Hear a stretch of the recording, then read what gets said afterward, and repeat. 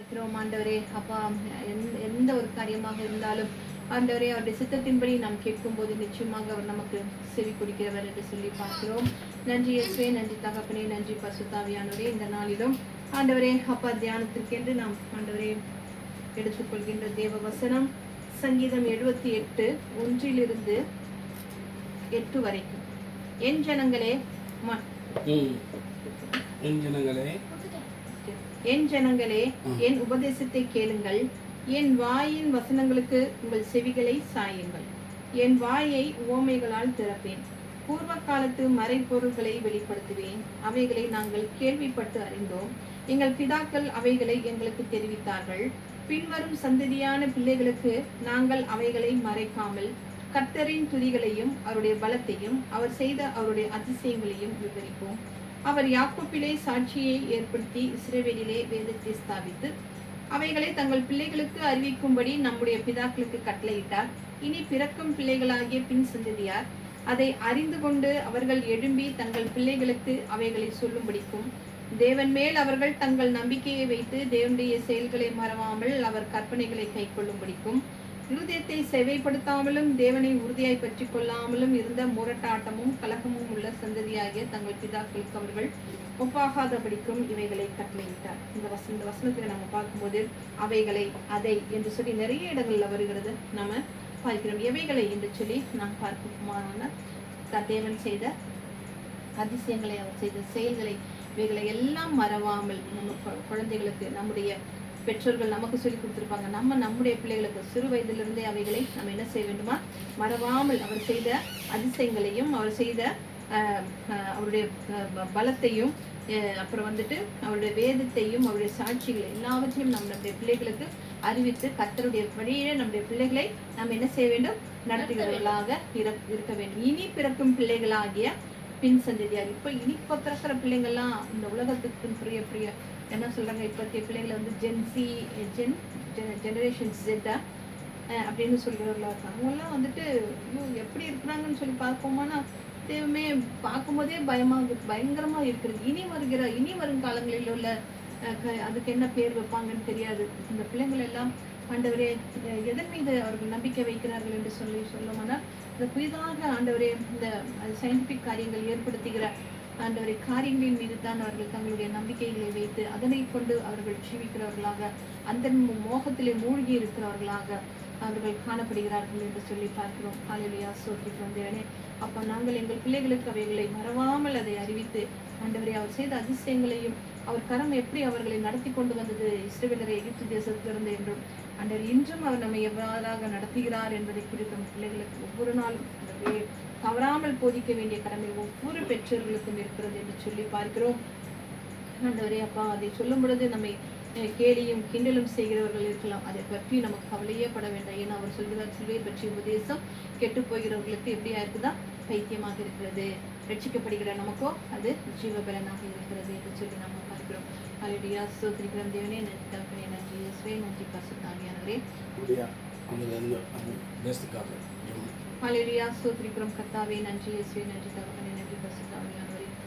ஆண்டவரே, இந்த நேரத்திலும் ஆண்டவரே இந்த தேசத்திற்காக நமக்கு செபிக்கிறோம். ஹல்லேலூயா, ஸ்தோத்திரிக்கிறோம் ஆண்டவரே. முதலாவது இந்த தேசத்தை ஆளுகை செய்கிற ராஜாக்களுக்காகவும் பிரபுக்களுக்காகவும் அவருடைய குடும்பங்களுக்காகவும் அவருடைய சந்ததிமார்களுக்காகவும் ஹல்லேலூயா, ஸ்தோத்திரிக்கிறோம் ஆண்டவரே. தேசத்தில் உள்ள எல்லா அஃபிஷியல்ஸுக்காகவும், எல்லா கவர்மெண்ட் செக்டர்ஸ், பிரைவேட் செக்டர்ஸுக்காகவும், 7 எமிரேட்ஸுக்காகவும் ஆண்டவரே, அந்த 7 எமிரேட்ஸிலும் இருக்கிற ஆண்டவரே அதிகாரிகளுக்காகவும் ஆண்டவரே ஆளுநர்களுக்காகவும் ஆளுகை செய்கிறவர்களுக்காகவும் எல்லாருக்காகவும் நன்றியோடு துதிக்கிறோம். அப்பா, ஸ்தோத்திரிக்கிறோம் தேவனே, நன்றியோடு துதிக்கிறோம்.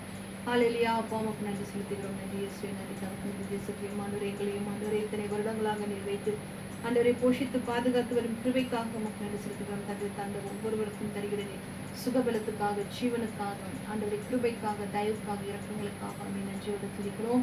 ஹல்லேலூயா, ஸ்தோத்திரிக்கிறோம் கர்த்தாவே. அப்பா உமக்கு நன்றி செலுத்துகிறோம். ஆண்டவரை இந்த நாட்களிலும் பார்க்கும் பொழுது ஆண்டவரே இந்த தேசங்களிலே ஆண்டவரே அப்பா ஸ்தோத்திரிக்கிறோம். ஆண்டவரே மற்ற நாடுகள் எல்லாம் ஒப்பிட்டு பார்க்கும் பொழுது இந்த தேசம் எவ்வளவு ஆண்டவரே பாதுகாப்புள்ள தேசமாக ஆண்டவரே எல்லாவற்றிலும் ஆண்டவரே அப்பா ஆண்டவரே முன்னணியில் இருக்கக்கூடிய ஒரு தேசமாக காணப்படுகிறதாக இருக்கிறது என்று சொல்லி பார்க்கிறோம். ஆண்டவரே அப்பா அதற்காக மக்கள் நன்றி செலுத்துகிறோம். இன்னொரு நாட்களும் பார்க்கும்பொழுது தேசத்திலே ஆண்டவரே வேலை தேடி வருகிற மக்களுடைய எண்ணிக்கை எவ்வளவு அதிகமாக இருக்கிறது என்று சொல்லி பார்க்கிறோம். ஆண்டவரே வந்தவர்கள் வந்த வண்ணமாக திரும்பி செல்லாமல் ஆண்டவரே அவர்களுக்கு ஏற்ற ஒரு நல்ல வேலையை தகப்பனை நீர் கட்டளையிடுவதற்காக மக்கள் நன்றி செலுத்துகிறோம். அல்லேலூயா சோத்திரிக்கிறோம் தகப்பனே மக்கள் நன்றி செலுத்துகிறோம். ஆண்டவரே ஆண்டவரே அப்பா ஆண்டவரே அந்த தேசத்திலேயும் ஆண்டவரே அவரவர்கள் அவரவருடைய தெய்வங்களை வழிபடும்படியாக ஆண்டவரே அவருடைய கடவுள்களை வழிபடும்படியான வாசஸ்தலங்களையும் அவர்களுக்குரிய ஆலயங்களையும் தகப்பன் இந்த தேசத்தார் அமைத்துக் கொடுத்திருக்கிறார்கள். அதற்காக மக்கள் நன்றி செலுத்துகிறோம். ஆண்டவரே எல்லா தேசங்களிலும் பார்க்கும் பொழுது ஏற்படுகிற ஆண்டவரே கலவரங்கள், ஆண்டவரே எழுச்சிகள், ஆண்டவரே அப்பா ஆண்டவரே போராட்டங்கள், இவைகள் எல்லாம் எதுவும் இல்லாமல் இந்த தேசம் அமைதியாக சமாதானத்துடன் இருப்பதற்காக மக்கள் நன்றி செலுத்துகிறோம். ஆண்டவரே ஹல்லேலூயா ஸ்தோத்திரம். ஏனென்றால் இங்குள்ள ஆண்டவரே சட்டத்திட்டங்கள் அவ்வளவு ஒரு கடுமையாக இருக்கிறது என்று சொல்லி நாங்கள் பார்க்கிறோம். ஆண்டவரே தேசத்திற்கு தேசம் ஆண்டவரே சட்டங்கள் ஆண்டவரே மாறுபடுகிறது என்று சொல்லி பார்க்கிறோம். ஆனாலும் இந்த தேசத்திலே மக்கள் எல்லாரும் இந்த தேசத்தினுடைய சட்டத்திற்கு கீழ்ப்படிந்து நடக்கிறவர்களாக இருக்கிறார்கள் என்று சொல்லி ஆண்டவரே நாங்கள் பார்க்கிறோம். அப்பா ஸ்தோத்திரிக்கிறோம். தேவனே மக்கள் நன்றி செலுத்துகிறோம். நன்றி இயேசுவே, நன்றி தகப்பனே. அல்லேலூயா. கர்த்தர் இந்த நேரத்துக்கு வந்ததற்காக அவருக்கு நன்றி செலுத்துகிறேன். கர்த்தருடைய வார்த்தைக்கு செல்வதற்கு முன்பாக யாராவது ஒருத்தர் ஜெபிக்குமாறு பாஸ்டர் டேனியல் ரஜி நான் கேட்டுக்கொள்கிறேன். அல்லேலூயா. ஸ்தோத்திரிக்கிறோம் கர்த்தாவே, ஸ்தோத்திரம் ஆண்டவரே, நன்றியோடு உம்மை ஸ்தோத்திரிக்கிறோம் அப்பா. அற்புதத்தின் தேவனே, அதிசயமான தேவனே, ஆலோசனை கர்த்தரும் நித்திய பிதாவும் சமாதானம் பிரபுவுமான இயேசுவே, உம்மை நன்றியோடு உம்மை ஸ்தோத்திரிக்கிறோம். இந்த வேளையில் அப்பா நீர் பேச போகிறீர், நாங்கள் கேட்க போகிறோம் ஆண்டவரே. இது எங்களுக்கு உணர்வுள்ளதாகவும் ஜீவனுள்ளதாகவும் பலனுள்ளதாகவும் அரணுள்ளதாகவும் கோட்டை உள்ளதாகவும் இருக்க போகிறது காக்குமை ஸ்தோத்திரிக்கிறோம். ஏனென்றால் உங்களுடைய வார்த்தையிலே நாங்கள் பிழைக்கிறோம், அசைகிறோம், நடக்கிறோம், எந்திரிக்கிறோம், இருக்கிறோம், உண்ணுகிறோம், உடுக்குகிறோம் அப்பா. எல்லாம் உடைய கிருபையாக இருக்கிறது. உங்களுடைய வார்த்தை எங்களை தாங்குகிறது, தப்பிக்கிறது, ஏந்துகிறது அப்பா. உடைய வார்த்தை இந்த நேரத்திலே எங்கெல்லாம் இந்த செய்திகளை கேட்கிறார்களுக்கு எல்லாருக்கும் பிரயோஜனமாக இருக்கும்படியாய் உடைய கருத்தில் ஒப்புடுத்து ஜெபிக்கிறோம் அப்பா. ஆமென் ஆண்டவரே. ஹல்லேலூயா, ஹல்லேலூயா, ஹல்லேலூயா. வா எல்லாரையும் வாழ வைக்கிற இந்த ஜீவனுள்ள வார்த்தைக்காக உம்மை நன்றியோடு உம்மை ஸ்தோத்திரிக்கிறோம் அப்பா. அப்பா ஒவ்வொருடைய ஆமாண்டவரையும் தேவைகளையும் பாரங்களையும் கவலைகளையும் கண்ணீர்களையும் துக்கங்களையும் துயரங்களையும் நிந்தைகளையும் அவமானங்களையும் கஷ்டங்களையும் நஷ்டங்களையும் அப்பா மாற்றி அமைக்கும்படியா என்னுடைய வார்த்தையின் மூலம் நீர் எங்களோடு பேசும்படியா ஜெபிக்கிறோம் அப்பா. ஜீவனுள்ள வார்த்தை எங்கே உண்டோ அங்கு ஆமாண்டவரையும் விடுதலை உண்டு என்று நாங்கள் அறிகிறோம் அப்பா. ஆமாண்டவரையும் உங்களுடைய சமூகத்தில் இருக்கிறோம் அப்பா. நீர் பேசும் அடியை கேட்கிறோம். இயேசுவின் மூலம் ஜெபிக்கிறோம் பிதாவே, ஆமென். ஆமென். அல்லேலூயா. அல்லேலூயா. நம்மளுடைய அன்றாட வாழ்க்கையில நம்ம பார்க்கும் பொழுது ஆமென். நம்ம எல்லாருக்கும் என்ன இருக்கும்? பெரிய பெரிய திட்டங்கள், நோக்கங்கள், எதிர்பார்ப்பு, டிசைர்ஸ் எல்லாம் ஒரு வாழ்க்கையில எல்லாருக்கும் காணப்படுகிறது. ஒரு சாதாரணமான ஒரு காரியமாக இருக்கிறது. இப்போ சிறு பிள்ளைகள் எல்லாம் பார்க்கும்பொழுது நம்ம முதலாவது கேட்கிற கேள்வி என்னவாக இருக்கிறது?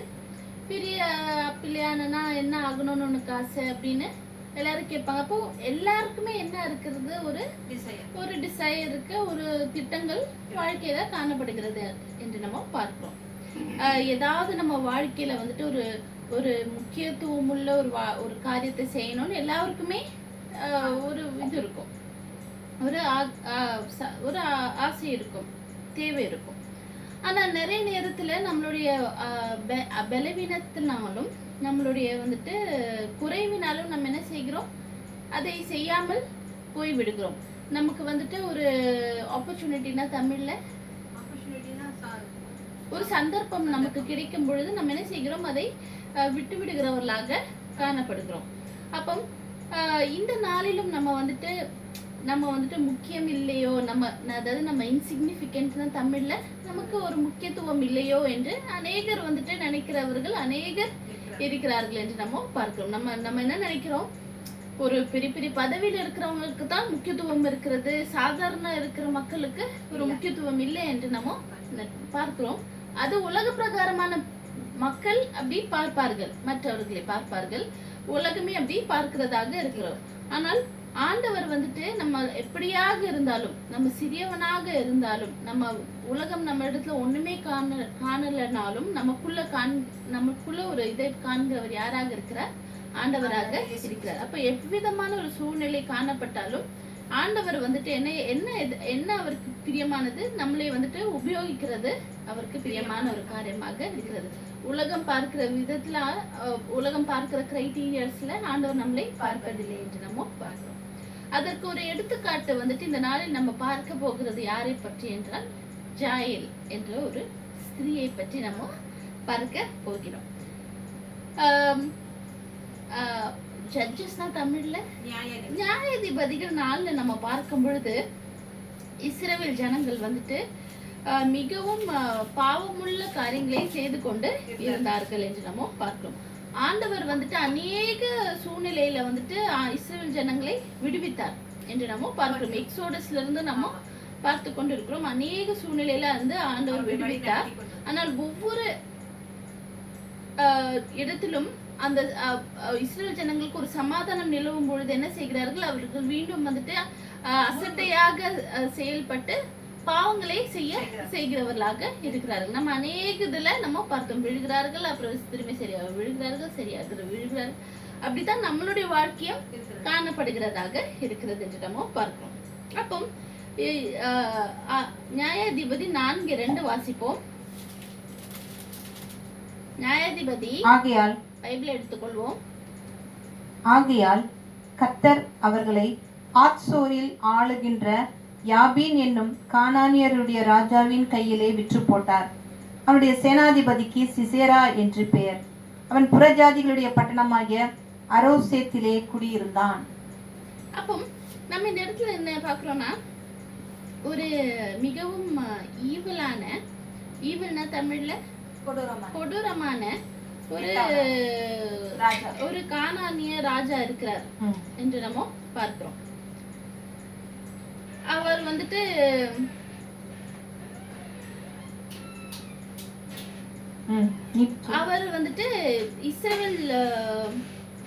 இஸ்ரவேல் ஜனங்களை வந்துட்டு என்ன செய்கிறார்கள், அவர் வந்துட்டு அந்த கானானிய தேசத்துல இருந்து இது பண்றதுக்காக வெளியேற்றதற்கு துரத்துறதுக்கு வந்துட்டு அவர்கள் நிறைய முயற்சித்தார்கள் என்று நம்ம பார்க்கிறோம். ஆனால் இந்த இஸ்ரவேல் ஜனங்களுடைய பாவத்தினால என்ன செய்கிறார்கள், அவர்களுடைய எதிராளி வந்துட்டு மிகவும் பலவான்களாக காணப்பட்டார்கள் என்று நம்ம பார்க்கிறோம். இஸ்ரவேல் ஜனங்களும் திக்கற்றவர்களாக ஹெல்ப்லெஸ்ஸாக காணப்பட்டார்கள். எதனால, அவர்கள் செய்த பாவத்தின் நிமித்தம் என்று நம்ம பார்க்கிறோம். அப்போ கானானிய அந்த கேனனைட்ல இருக்கிற அந்த ஒரு அத்தாரிட்டியில இருந்த ஜெனரலாக காணப்படுகிற ஒருத்தர் பேர் தான் என்னவாக இருக்குது, சிசேரா என்று பார்க்கிறோம். அவருக்கு வந்துட்டு 100,000 சோல்ஜர்ஸ் அவருக்கு காணப்பட்டதான். அதுவும் இல்லாம அவருக்கு வந்துட்டு 900 chariots of iron. 900 chariots வரும்போது நம்ம வந்துட்டு இந்த காலத்தை நம்ம பார்க்கும்போது 900 டேங்க்ஸ் இருக்குல்ல, டேங்கர்ஸ் அந்த மாதிரி காணப்பட்டதான். அப்போ அவ்வளவு நிறைந்த மிலிட்டரி பேஸ் நிறைந்த ஒரு நபராக அவர் காணப்பட்டார். அவர் மிகவும் வந்துட்டு பவர்ஃபுல்லான ஒரு ராஜாவாக இஸ்ரேல் ஜனங்களை ஆழ்ந்து கொண்டு இருந்தார் என்று நம்ம பார்க்கிறோம். அப்ப அந்த காலத்துல வந்துட்டு ஒரு ஸ்திரீ காணப்பட்டார். அந்த ஸ்திரீயோட பேரு தெபோரா என்று நம்ம பார்க்கிறோம். அவங்க வந்துட்டு ஒரு இஸ்ரேவேல்ல காணப்படுகிற ஒரு ஜட்ஜாக இருந்தார்கள் என்று நம்ம பார்க்கிறோம். அப்போ ஆண்டவர் வந்துட்டு தெபோராலே ஆண்டவருடைய வார்த்தையை கொடுப்பதற்காக அவரை உயர்த்தி இருந்தார் என்று நம்ம பார்க்கிறோம். அப்போ இஸ்ரேலோட கமாண்டர் பராக்னு சொல்லுகிற ஒரு நபரிடத்துல வந்துட்டு தெபோரால் என்ன சொல்லுகிறாங்க, உன்னுடைய படையை வந்துட்டு நீ இந்த ஒரு திசையில வந்துட்டு அவர்களை வந்துட்டு நிறுத்து. அந்த திசையில வந்துட்டு ஆண்டவர் என்ன செய்வார், சிசேராவையும் அவருடைய படையையும் வந்துட்டு அந்த திசைக்கு கொண்டு வருவார். அந்த இடத்துல வந்துட்டு ஆண்டவர் வந்துட்டு நமக்கு விடுதலை கொடுப்பார், ஜெயத்தை தருவார் என்று யார் சொல்லுங்க, தெபோரால் வந்துட்டு பராக் எடுத்து சொல்லுகிறாங்க. ஆனா பராக்குக்கு என்னவாக இருந்தது, பயம் நிறைந்தவராக இருந்தார். அவருக்கு போர்த்துக்கே வந்துட்டு பயமாக இருந்தார். அப்போ அவரு வந்துட்டு அவ்வளவு பெரிய ஒரு மிலிட்டரி பர்சன் என்று நம்ம பார்க்கிறோம். ஆனால் அவரு வந்துட்டு பயப்படத்தக்க ஒரு சூழ்நிலையில காணப்பட்டார். ஏன்னால் சிசேரா வந்துட்டு அவ்வளவு பெரிய ஒரு நபராக இருந்தார். அப்போ அப்ப அவர் வந்துட்டு தெபோராள் கிட்ட என்ன சொல்கிறார், நீங்க போனீங்கன்னா நானும் வரேன் அப்படின்னு சொல்றார். அப்ப என்னன்னா தெபோராவும் கூட வர சொல்றாங்க என்று நம்ம பார்க்கிறோம். அப்ப வந்துட்டு அப்ப தெபோராள் என்ன செய்கிறார்கள், சரி நானும் கூட வரேன்னு சொல்லிட்டு வராங்க. ஆனா அவர் என்ன சொல்றாங்க, நீ வந்துட்டு இப்படி பயப்படுறதுனால உனக்கு வந்துட்டு ஆண்டவர் வந்துட்டு அந்த ஒரு ஜெயத்தை, சிசேராவக்கூடிய ஜெயத்தை வந்துட்டு கொல்லக்கூடிய ஜெயத்தை உனக்கு தரமாட்டார். அதுக்கு பதிலாக ஒரு ஸ்திரீயின் மூலமாக அந்த வந்துட்டு அந்த ஆனரை கொண்டுட்டு வருவார் என்று தெபோராள் வந்துட்டு யார்கிட்ட சொல்றாங்க, பராக் கிட்ட சொல்றாரு என்று நம்ம பார்க்கிறோம். அப்போ அதே மாதிரி தெபோராள் சொன்ன மாதிரி பராக் என்ன செய்கிறார்கள், அவருடைய படை ஆண்களை எல்லாம் கொண்டுட்டு வந்து ஒரு இடத்துல நிக்க வைக்கிறாங்க. அதே மாதிரி வராரு. பார்க்கும் பொழுது ஏராளமான 100,000 சோல்ஜர்ஸ் நீங்க யோசிச்சு பாருங்க. அது கூட 900 சேரியட்ஸ் வராங்க. அப்போ அதை கம்பேர் பண்ணும் பொழுது இஸ்ரேல் ஜனங்கள் வந்துட்டு எவ்வளவாக இருந்தாலும் குறைவாக காணப்பட்டார்கள் என்று நம்ம பார்க்கிறோம். ஆனால் அந்த சூழ்நிலையிலுமே அது வந்துட்டு ஒரு உலக பிரகாரமான ஒரு மனிதர் காணும் பொழுது என்ன நினைப்பாங்க, ஹோப்லெஸ்ஸான ஒரு சிச்சுவேஷன். அப்படித்தான் பராக்கும் நினைத்து பயப்பட்டார் என்று நம்ம பார்க்கிறோம். அப்போ ஹோப்லெஸ்ஸான சிச்சுவேஷன் என்று நம்ம அவர் நினைத்தார். அப்ப அநேக நேரத்துல நம்மளும் வந்துட்டு அப்படியான ஒரு சூழ்நிலையில காணப்படுகிறோம். ஹோப்லெஸ்ஸாக நம்ம காணப்படும். ஐயோ நமக்கு உதவி செய்ய யாரும் இல்லையே, இல்ல நமக்கு எதிராப்புல இருக்கிற அந்த நம்மளுடைய எதிரி வந்துட்டு அதிகமாக இருக்கிறாங்களே, நம்ம ஒண்ணுமே இல்லாம இருக்கிறோமே என்று நம்ம அநேக நேரத்துல வந்துட்டு காணப்படலாம். ஆனால் நமக்கு ஜெயத்தை தருகிறவர் யாராக இருக்கிறார், கர்த்தராகிய இயேசு கிறிஸ்து. அநேக நேரத்துல நம்ம என்ன செய்கிறோம், அதே மறந்து விடுகிறோம் என்று நம்ம பார்க்கிறோம். மனிதர்களை பார்த்து நம்ம பயப்படுகிறவர்களாக நம்ம காணப்படுகிறோம். உலக பிரகாரமான கண்களின் நோட்டத்தின்படி நம்ம என்ன செய்கிறோம், செயல்பட்டு விடுகிறோம் என்று நம்ம பார்க்கிறோம். அப்போ ஆனால் நமக்கு விசுவாசமாக இருக்கிற நம்மளுடைய தேவன் வந்துட்டு எப்பொழுதுமே நம்மளை விடுவிக்கிற தேவனாக இருக்கிறார். அவரை நம்ம அண்டிக் கொள்ளும் பொழுது என்று நம்ம பார்க்கிறோம். அப்போ அதே மாதிரி அந்த ஒரு நாள் வந்துட்டு என்னவாக இருந்தது, இஸ்ரவேல் ஜனங்கள் ஜெயிச்சார்கள் என்று நம்ம பார்க்கிறோம். அப்போ ஜெயிச்சுட்டு என்ன செய்கிறார்கள், அந்த ஜெயிக்கிறாங்க. ஆனா அந்த படைத்தலைவன் அந்த சிசேரா என்ன செய்கிறாங்க, ஓடி விடுறார். ஏன்னா அவருடைய படை ஃபுல்லா வந்துட்டு என்ன ஆயிடுது, டிஸ்ட்ராய் ஆயிடுது. இஸ்ரவேல் ஜனங்கள் ஜெயிச்சு விடுகிறார்கள். அப்ப இந்த நபர் மட்டும் என்ன செய்கிறார்கள், அந்த சிசேரான்னு சொல்றவர் மட்டும் என்ன செய்கிறாரு, ஓடி போறாரு. அவரு வெறும் காலில் வந்துட்டு ஓடி போய் அங்க ஒரு டென்ட்ல வந்துட்டு குடி இருக்கிறார். இந்த மாதிரி சொல்றாரு, இந்த மாதிரி எனக்கு வந்துட்டு இது வேணும் அது வேணும்னு சொல்லும் போது அவர் அங்க என்ன செய்யறாங்க, டென்ட்டுக்குள்ள கூப்பிட்டு தண்ணி கொடுத்து பால் கொடுத்து எல்லாம் கொடுத்து அவர் வந்துட்டு சொல்றாரு, இந்த மாதிரி என்னால முடியல, யாராவது வந்து என்ன கேட்டாங்கன்னா நான் இங்க இல்லைன்னு சொல்லிடு அப்படின்னு சொல்லிட்டு அவர் வந்துட்டு நித்திரை எடுக்கிறாரு என்று நம்ம பார்க்கிறோம். அப்போ அந்த இடத்துல வந்துட்டு அந்த நபர் அந்த ஸ்திரியோட பேர் என்னவாக இருக்கிறது, ஜாயேலாக இருக்கிறது. இங்கிலீஷ்ல வந்துட்டு ஜாயேல் என்று நம்ம பார்க்கிறோம். அப்போ அந்த இடத்துல வந்துட்டு தூங்கி விடும் பொழுது ஜாயேல் என்ன பண்ணுகிறார்கள், அந்த டென்ட் பெக் வந்துட்டு அந்த டென்ட்டோட அந்த பெக்கை வந்துட்டு எடுத்துட்டு பெரிய ஆணி எடுத்துட்டு அவங்களோட தலையில வைத்து என்ன செய்கிறார்கள், அடிச்சு கொன்னு விடுகிறார்கள் என்று நம்ம பார்க்கிறோம். அப்ப தெபோராள் சொன்ன அந்த ப்ராஃபஸி வந்துட்டு நிறைவேறப்பட்டது ஒரு ஸ்திரீயின் மூலமாக என்று நம்ம பார்க்கிறோம். இல்லையா? அப்ப பழைய ஏற்பாட்டுல நம்ம பார்க்கும் பொழுது அநேக காரியங்கள், அநேகருடைய வாழ்க்கையை வாசிக்கும் பொழுது ஆண்டவர் நமக்கு அதன் மூலமாக அநேக காரியங்களை இப்பொழுதும் நமக்கு சொல்லி வெளிப்படுத்துகிறவராக இருக்கிற அநேக காரியங்களை நமக்கு வந்துட்டு கற்றுக்கொள்ள முடியும். அதுல ஒன்றுதான் ஜாயலோட காரியமாக இருக்கிறது. நம்ம அந்த பைபிள்ல பார்க்கும் பொழுது மிகவும் வல்லமையாக எடுத்து சொல்லப்பட்டவங்க இப்போ மோசே, ஆபிரகாம் அவர்கள் மாத்திரம் இல்லாமல் சாதாரணமாக இருக்கிற நபர்களை பற்றியுமே ஆண்டவர் வந்துட்டு அவருடைய வார்த்தையில சொல்லப்பட்டு இப்ப இந்த ஜாயல் நம்ம பார்க்கிறோம். அது அதே மாதிரி சின்ன சின்ன ஒரு ராக்கேல் யாராக இருந்தாங்க, அதேதான் அவங்களதான். இப்போ ராக்கேலாக இருக்கட்டும், இந்த மாதிரி ஒரு சின்ன ஒரு நபராக நம்ம அவங்க இப்போ புஸ்தகத்துல பார்க்கும்போது ஒரு சாப்டர் ஃபுல்லா அவங்கள பத்தி எல்லாம் எழுதல, சின்ன இடத்துல தான் வந்திருப்பாங்க. ஆனால் வந்துட்டு அதற்குரிய அந்த ஒரு மகிமை ஆண்டவர் வந்துட்டு அவர்களுக்கு கொடுத்திருக்கிறார்கள் என்று நம்ம பார்க்கிறோம். அப்போ அவ்வளவு உலக பிரகாரமான வழியில நம்ம பார்க்கும்பொழுது அவங்க பெரிய நபராக இல்லைனாலும் ஆண்டவர் அவர்கள் மூலமாகவும் ஆண்டவருடைய சித்தத்தை செய்ய அவர் வந்துட்டு பயன்படுத்தினார் என்று நம்ம பார்க்கிறோம். அப்போ இந்த ஜாயலுடைய காரியத்துல இருந்தா நம்ம வந்துட்டு இந்த நியாயாதிபதி 4ல இருந்தும் ஜாயலோட வாழ்க்கையில இருந்தும் நாம் கற்றுக்கொள்ள வேண்டிய காரியங்கள்லாம் என்னவாக இருக்கிறது என்று நம்ம பார்க்கலாம் இல்லையா? முதலாவது வந்துட்டு ஆண்டவர் வந்துட்டு சில நேரம் அவருடைய பிள்ளைகளை நியாயம் தீர்க்கிறவராக இருக்கிறார் என்று நம்ம பார்க்கிறோம். நியாயாதிபதி 4:1-2 வாசிப்போம்.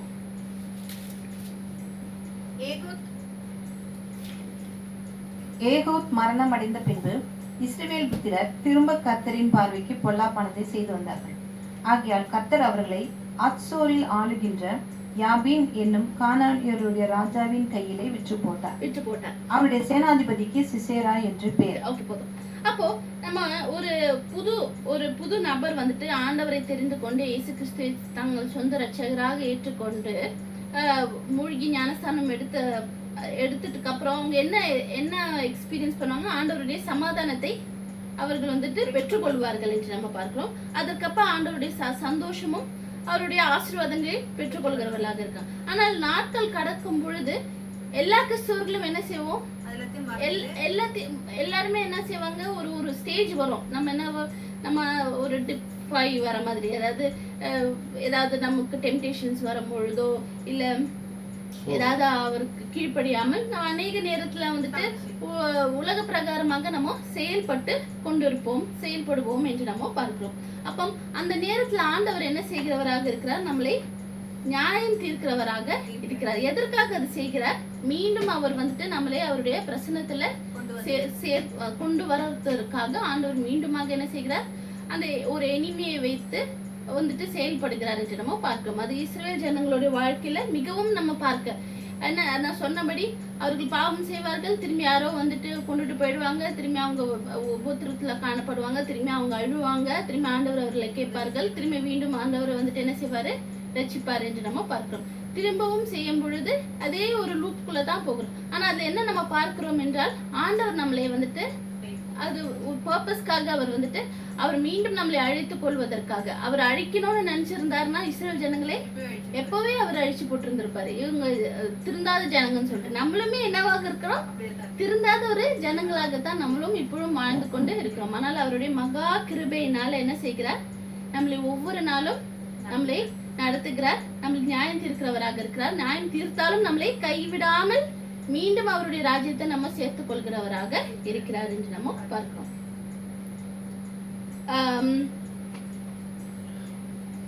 1 பேதுரு 4:17 வாசிப்போம். பவுல் வந்துட்டு ஒரு கிறிஸ்துவனுடைய ஒரு சஃபரிங் எப்படியாக இருக்கிறதுன்னு சொல்ல ஒரு காரியத்தை 4:17 1 பேதுரு நியாய தீர்ப்பு தேவனுடைய வீட்டிலே துவங்கும் காலமாக இருக்கின்றது. முந்தி நம்மிடத்திலே அது துவக்கினால் தேவனுடைய சுவிசேஷத்திற்கு கீழ்ப்படியாதவர்களின் முடிவு என்னமாய் இருக்கும்? நீதிமானே ரட்சிக்கப்படுவது அரிதானால் பக்தி இல்லாதவனும் பாவியும் எங்கே நிற்பான்? அப்போ இப்போ நம்ம வாழ்கிற காலத்துல பார்க்கும் பொழுது பாவம் நிறைந்ததாக இருக்கிறதா? எங்க பார்த்தாலும் பாவம். இந்த பாவத்துல பாவம் செய்யாதவர்கள் இருக்கிறார்களா என்று பார்க்கும் பொழுது மிகவும் குறைவாக இருக்கிறார்கள். ஒவ்வொரு நாளும் நம்ம என்ன செய்ய வேண்டும்? அவரிடத்துல ரிப்பெண்ட் செய்கிறவர்களாக நம்ம காணப்பட வேண்டும். அப்போ இப்படியான இந்த உலகத்துல நம்ம காணப்படும் பொழுது, பாவமுள்ள ஒரு உலகத்துல நம்ம காணப்படும் பொழுது ஆண்டவருடைய வந்துட்டு அந்த ஜட்ஜ்மெண்ட், அந்த நியாய தீர்ப்பு வந்துட்டு பார்க்கும் பொழுது இப்பொழுதும் நிறைவேறி கொண்டு இருக்கிறதா என்று நம்ம பார்க்கும் பொழுது நிறைவேறி கொண்டுதான் இருக்கிறது என்று நம்ம பார்க்கிறோம். ஆனாலும் வந்துட்டு ஆண்டவர் என்ன செய்கிறார்? அவர் கிருபையினால மன்னித்து கொண்டே அநேக நேரத்துல இருக்கிறார். அவரிடத்துல நம்ம சென்று நம்ம வந்துட்டு நம்ம மனம் திரும்பும் பொழுது ஆண்டவர் நம்மளை மன்னித்து அவர் நம்மளை சேர்த்துக் கொள்கிறவர், அணைத்துக் கொள்கிறவராக இருக்கிறார் என்று நம்ம பார்க்கிறோம். அல்லேலூயா. அப்போ முதலாவது ஆண்டவர் வந்துட்டு அவருடைய மக்களை நியாயம் தீர்க்கிறவராக இருக்கிறார் என்று நம்ம பார்க்கிறோம். அப்படித்தான் வந்துட்டு அந்த இதுல பார்க்கும்போது இஸ்ரவேல் ஜனங்களை நியாயம் தீர்த்தார் என்று நம்ம பார்க்கிறோம். அடுத்தது நம்ம வந்துட்டு ஆண்டவருக்கு முக்கியமுள்ள ஒரு நபராக இருக்கிறோம். நம்ம வந்துட்டு யாராக இருந்தாலும், ஒரு ஆண் பெண், படிச்சவங்க படிக்காதவங்க, ஏழை பணக்காரன், எப்படி வேணா நம்ம எடுத்துக்கலாம். எப்படியாக இருந்தாலும் ஆண்டவருக்கு நம்ம வந்துட்டு முக்கியமுள்ளவராக, we are important to God என்று நம்ம பார்க்கிறோம். ஜாயல பார்க்கும் பொழுது ஜாயல் யாராக இருந்தால் ஒரு ஸ்திரீயாக இருந்தால், இப்போ ஃபீமேலுக்கு இருக்கிற ஒரு இண்டிபெண்டன்ஸ், ஒரு ஃப்ரீடம், ஒரு அத்தாரிட்டி எல்லாம் அந்த காலத்துல வந்துட்டு நினைச்சு கூட பார்த்திருக்க மாட்டாங்க.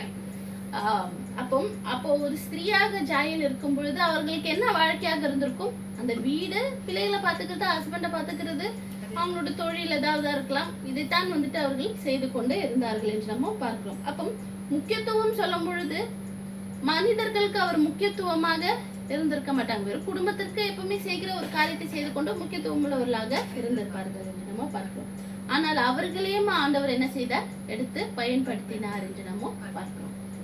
இந்த நாளிலும் நம்ம வந்துட்டு நம்ம சொல்லலாம், நான் யாருமே இல்லையே, நம்ம படிக்கலையே, நம்ம அது செய்யலையே, இது செய்யலையே, நமக்கு இது இல்லையே, அது இல்லையே என்று நம்ம அநேக நேரத்தில் நம்ம புலம்பிக் கொண்டு இருக்கிறவர்களாக இருக்கலாம். அவர்கள் பெரியவர்களாக இருக்காங்க, அவங்களுக்கு எப்படி ஆயிருக்கு, நம்மளாம் ஒண்ணுமே இல்லையே அப்படின்னு நம்ம நினைக்கலாம்.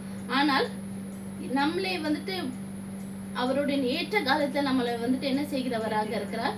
அவர் நம்மளை எடுத்து பயன்படுத்துகிறவராக இருக்கிறார். அவருக்கு எப்பொழுதும் நம்ம உண்மை உள்ளவர்களாக இருக்கும் பொழுது நம்மளுடைய வாழ்க்கையை ஆண்டவர் வந்துட்டு மாற்றவர்களாக, அவருக்காக எடுத்து பயன்படுத்துகிறவர்களாக இருக்கிறார் என்று நம்ம பார்க்கிறோம்.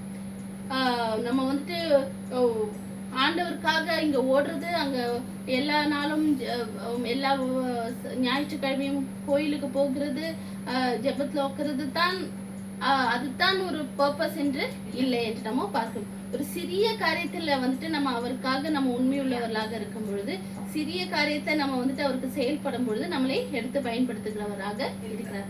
அந்த ஒரு சர்ச்ல நம்ம பார்க்கும் பொழுது சேர் போடுகிறவர்களுடைய ஒரு காரியம் வந்துட்டு சும்மா ஒரு சாதாரண ஒரு காரியமாக இருக்கலாம். ஆனால் ஆண்டவருடைய கண்கள் அது எப்படியாக இருக்கிறது? பெரிய காரியமாக இருக்கிறது. அதே மாதிரி நான் சொன்னபடி அந்த புதிய ஏற்பாட்டுல அந்த 2 காசை கொண்டு வைத்திருந்தவர்கள் பார்க்கும் பொழுது அவர்கள் தான் அதிகமாக கொடுத்தது என்று நம்ம பார்க்கிறோம். அப்போ ஆண்டவருடைய கண்ணோட்டமும் மனிதனுடைய கண்ணோட்டமும் வித்தியாசமாக இருக்கிறது. நம்மளுடைய கண்ணோட்டமும் ஆண்டவருடைய கண்ணோட்டமும் வித்தியாசமாக இருக்கிறது என்று பார்க்கிறோம். அப்போ நம்ம எவ்வளோ இதுதானே செய்ய முடியும் அப்படின்னு நம்ம நினைக்க கூடாது. அந்த ஒரு சின்ன காரியத்துல நம்ம விசுவாசமாக நம்ம செய்யப்படும் போது ஆண்டவர் நம்மளை வந்துட்டு பயன்படுத்துகிற தேவனாக இருக்கிறார். உன்னுடைய சிறிய காரியத்துல நம்ம உண்மையாக இருக்கும் பொழுது அந்த ஒரு வசனம் இருக்குதுல்ல, ஊழியக்காரனே நீ கொஞ்சத்தில் உண்மையாக, நீ அநேகத்துல உண்மையா இருந்தாதான் அநேகம் உனக்கு கிடைக்கும்னு ஆண்டவர் சொல்லு. நீ கொஞ்சத்துல உண்மையா, அந்த கொஞ்சம் தான் ஆண்டவர் பார்க்கிற. அந்த கொஞ்சத்துல நீ எப்படி இருக்கிற என்றுள்ள காரியத்தை தான் ஆண்டவர் பார்க்கிறார். ஆனா அநேக நேரத்துல நம்ம என்ன செய்கிறோம்? ஆண்டவர் என்னை இப்படி ஆக்கும் போது நான் அப்படி பண்ணுவேன், எனக்கு இவ்வளோ சம்பளம் கிடைக்கும் போது நான் அதை கொடுப்பேன், நான் இவ்வளோ இதாகும் போது அப்படி பண்ணுவேன், வயசாயிட்டுக்கு அப்புறம் நான் வந்துட்டு மினிஸ்ட்ரிக்குள்ள போவேன் அப்படின்னு தான் நிறைய பேர் வந்துட்டு ஒரு திட்டத்தை வைத்திருக்கிறார்கள். ஆனா இப்போ கிடைக்கிற உன்னுடைய காரியத்துல, இப்போ உன் கையில இருக்கிறதுல வச்சு நீ எனக்காக என்ன செய்கிறேன்னு உள்ள காரியத்தை தான் ஆண்டவர் பார்க்கிறார் என்று நம்ம பார்க்கிறோம் இல்லையா? அப்ப 2வது வந்துட்டு நம்ம ஆண்டவருக்கு முக்கியம் உள்ளவர்களாக இருக்கிறோம்.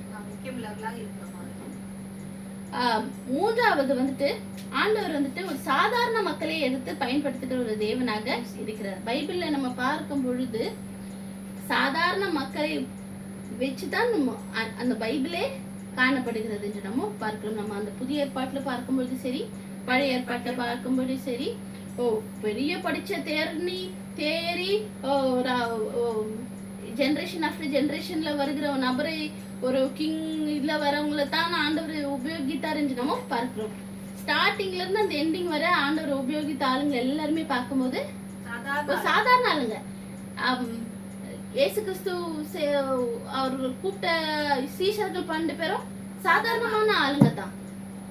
மிகவும் எளிமையான பேக்ரவுண்ட்ல இருந்து வந்த மக்களாகத்தான் இருந்தார்கள் என்று நம்ம பார்க்கிறோம். அப்போ ஆண்டவர் வந்துட்டு சாதாரணமான மக்களை தான் தெரிந்து கொள்கிறார், அவர்களை தான் பயன்படுத்துகிறார் என்று நம்ம பார்க்கிறோம். ஒரு வசனம் இருக்குதுல்ல, ஞானிகளை வெட்கப்படுத்துவதற்கு, அந்த வசனம் சொல்றீங்களா? அது வந்துட்டு என்ன செய்கிறார்? ஞானிகளை வெட்கப்படுத்துவதற்கு God uses the weak and foolish things of the world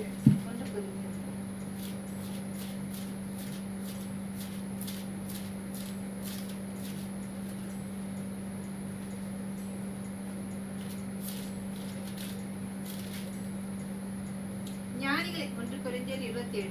ஞானிகளை வெட்கப்படுத்தும்படி தேவன் உலகத்தில் பைத்தியமானவைகளை உலகத்திலே பைத்தியமானவைகளை தெரிந்து தெரிந்து கொண்டார். கொண்டார். பலம் உள்ளவைகளை வெட்கப்படுத்தும்படி தேவன் உலகத்தில் பலவீனமானவைகளை தெரிந்து கொண்டார் என்று.